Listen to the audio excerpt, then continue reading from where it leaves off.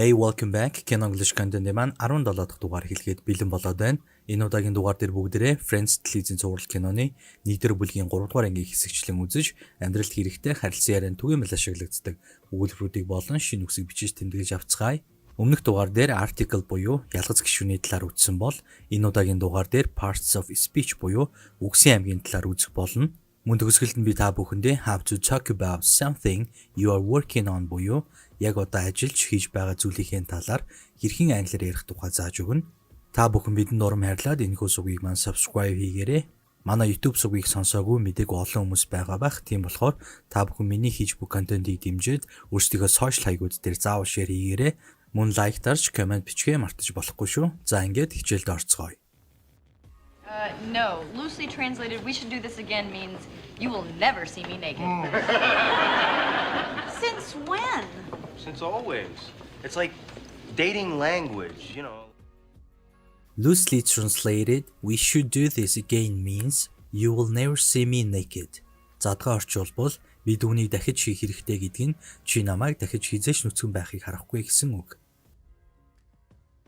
Loosely, сул, чөлөөтэй, задгаа. Naked, шалдан, нүцгэн. Since when? Хизээнээс хойш. Since always. It's like dating language. Үргэлжил ийм байсан шүү дээ. Энд чи яг л болцооны хэл.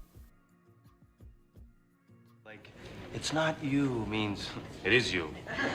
Or you're such a nice guy means I'm going to be dating leather-wearing alcoholics and complaining about them to you. It's not you means it's you.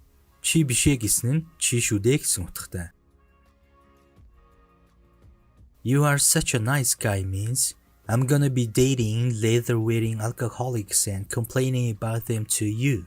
Чи үнэхээр сайхан залуу шүү гэдгийг би арьсан хууц хүмүүстэйг архинд дуртай тэгсэн хэрнээ тэдний талаар чамд гомдолж байдаг тийм л новштой болцож байна гэсэн үг. Or you know, I think we should see other people means I already am. And everybody knows this. Oh yeah. Cushions the blow.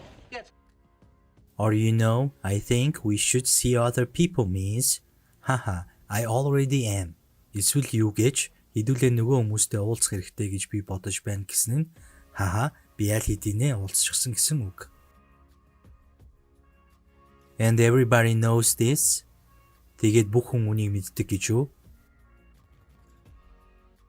Oh yeah, cushions the blow. Тэгэлгүй яах вэ? Таагүй нөхцөл байдлыг арай зөөлрүүлж хэлж байгаа байдал. So how does it feel knowing you're about to die? Warden, in 5 minutes my pain will be over. But you'll have to live with the knowledge that you sent an honest man to die. Hey, that was really good. So, how does it feel knowing you are about to die? Тэгэхээр өөрийгөө өөхөх гэж байгааг мэдгээд ямар санагдаж байна да? Warden, in 5 minutes my pain will be over. Хянагчаа 5 минутын дараа миний өвдөлт үгүй болох болно. But you will have to live with the knowledge that you sent an honest man to die. Гэхдээ чи шудраг ир хүнийг үхэл рүү илгээсэн гэсэн мэдлэгтэй амьдрах ёстой. Hey, that was really good. Хөөе, наадах чи үнэхээр сайн байлаа шүү. Relax your hand. Let your wrist go. Not so much. Oh, hey. All right, now try taking a puff. Relax your hand. Гараа тайвшруул. Let your wrist go. Бугуугаа сулал. Not so much. Тийм их биш ээ. All right, now try taking a puff. За одоо тамхиа татаад утааг нь гаргах гээд үзтээ. Okay, let's say I bought a really great pair of shoes. Do you know what I'd hear with every step I took? Not mine, not mine, not mine. And even if I was happy, okay, and skipping, I'd hear not mine, not mine. Let's say I bought a really great pair of shoes. Би үнэхээр гайхалтай гутал худалдаж авлаа гэж бодъё л доо. Do you know what I hear with every step I took? Би алхах бүртээ юу сонсхийг та нар мэдэж байна уу? Not mine. Минийх биш. And even if I was happy, okay in skipping, I'd hear not mine. Бас би баяртай байсан байлаа гэд бодъё заяа. Үсэрч дигдээд л надад ингэж л сонсогдно. Минийх биш. Oh, I can't believe you. You've been so good for 3 years. And this is my reward. Just hold on a second, all right? Just think about what you went through the last time you quit. Okay, so this time I won't quit. No. Put it out. I can't believe you. You've been so good for 3 years. Би чамд итгэж чадахгүй нэ. Чи 3 жилийн турш үнэхээр сайн байсан шүү дээ. This is my reward. Энэ бол миний шагнал. Hold on a second. Just think about what you went through last time you quit.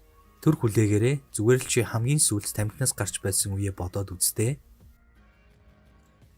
Okay, so this time I won't quit. За, тиймээс энэ удаад би тамхинаас гарахгүй. Do you have any respect for your body? Don't you realize what you're doing to yourself? Hey, you know, I've had it with you guys and your cancer and your emphysema and your heart disease. The bottom line is smoking is cool and you know it. Do you have any respect for your body? Чи өөрийнхөө бие махбодыг жаахан ч гэсэн бодож хайрлах хүндэтгэл байна уу? Don't you realize what you're doing to yourself? Чи өөртөө юу хийж байгаагаа ойлгохгүй байгаа юм уу? Hey, you know, I've had it with you guys and your cancer and your emphysema and your heart disease. Өшүүгэж би та нартай та нарын хорт авдар, emphysem, зүрхний өвчнөд чинь хамт үргэлж хамт байсан шүү дээ. The bottom line is smoking is cool and you know it. Эцэст нь хэлэхэд тамхи татах нь янзтай шүү дээ. Чи үнийг мэдэж байгаа. There's something that you should know. Oh man, there's really no easy way to say this. I've decided to break up with Alan. There's something you should know. Та нар мэдэх ёстой нэг зүйл байна. There's really no easy way to say this. Үнийг хэлэх амархан арга алга. I have decided to break up with Alan. Би Alan-аас салахаар шийдсэн.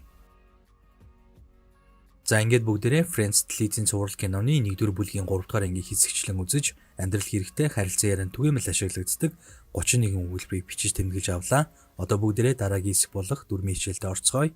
Өнөөдрийн дугаарт Parts of Speech буюу үгсийн аймгийн талаар үзэх болно. Англи хэлний үгсийн аймаг нь 9 хэсгээс бүрддэг. Noun буюу нэр үг, verb буюу үйл үг, pronoun буюу төлөөний нэр үг, adjective буюу тэмдэг нэр үг, adverb буюу дайвар үг, conjunction буюу холбоос үг, interjection буюу аялга үг, preposition буюу өгтвөр үг, determiner буюу тодорхойлогч үг. Одоо бүгдээрээ эдгээр 9 хэсгийг тус тус нь салгаж хураангуйлан үздцгээе. Noun буюу нэр үгэнд хүн амьтан, газар орон, санаа бодол болон эд зүйлсийн талаарх үгс ордог. Жишээ нь pen, dog, work, movie, London, teacher, John. Verb буюу үйл үгэнд үйл хөдлөл болон хэв шинж заасан үгс орно. Жишээ нь be, do, sing, can, jump. Pronoun буюу төлөөний нэр үгэнд нэр үгийг төлөөж болох үгс орно. Жишээ нь I, you, he, she. Adjective буюу тэмдэг нэрэнд нэр үгийг тодтогддог үгс орно. Жишээ нь good, big, red, well, interesting. Adverb буюу дайвар үгэнд үйл үгийг тодтогддог үгс орно. Жишээ нь quickly, silently, badly, very, really. Conjunction буюу холбоос үгэнд үг, хэлц өгүүлбэрийг хооронд нь холбодог үгс орно. Жишээ нь and, but, when. Interjection буюу аялга үгэнд хүний сэтгэл хөдлөлийг илэрхийлсэн үгс орно. Жишээ нь Oh. Ouch. Oops. Gosh. Wow. Preposition буюу ухтар үгэнд өгүүлбэрийн гишүүдийн уялдаа холбоог илэрхийлсэн үгс орно. Жишээ нь near, on, at, after, to. Determiner буюу тодорхойлогч үгэнд нэр үгийг ялгадаг ялгас гишүүн орно. Үүнд the, a, an. За энэхүү бүгдээрээ parts of speech буюу үгсийн аймгийн талаар үзэж дуслаа.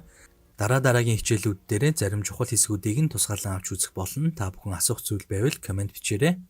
Одоо сүүлийн хэсэгтээ орцгоё. Өнөөдөр би та бүхэндээ how to talk about something you are working on буюу яг одоо ажиллаж хийж байгаа зүйлийн талаар хэрхэн англиар ярих тухай зааж өгнө. Яг одоо хүртэл үргэлжилж байгаа төр зургийн үйл явдал ажиллаж байгаа зүйлийн талаар ярихдаа present continuous цагийг ашиглах боломжтой. Жишээ нь I'm working on my website. Би захим сайт дээрээ ажиллаж байна. He's learning how to code. Тэр код бичиж сурах аргад суралцж байна.